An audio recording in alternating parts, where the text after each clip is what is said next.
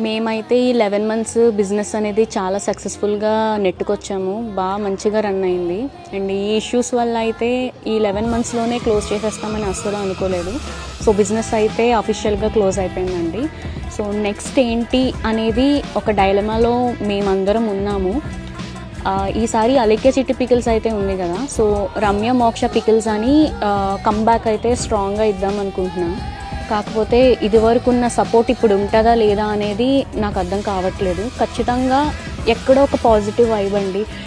మా existing customers కానీ, ఇంకా మా రిలేటివ్స్, ఫ్యామిలీ, ఫ్రెండ్స్ అందరూ ఇంకా ఇన్స్టాలో మెసేజెస్ కూడా నేను చూస్తున్నాను ఈ మధ్యన, కామెంట్స్ కూడా, మీరు కమ్బ్యాక్ ఇవ్వండి, స్ట్రాంగ్గా ఇవ్వండి, మేము ఆర్డర్ చేస్తాం, సపోర్ట్ చేస్తాము అని అంటున్నారు. సో ఈసారి పెట్టబోయే బిజినెస్ ఏదైతే ఉందో రమ్య మోక్ష పికిల్స్ మీద, సో అది ఖచ్చితంగా అందరూ ఎఫోర్డ్ చేసే ప్రైజెస్కి మంచి క్వాలిటీ ఇస్తూ మెయింటైన్ చేస్తూ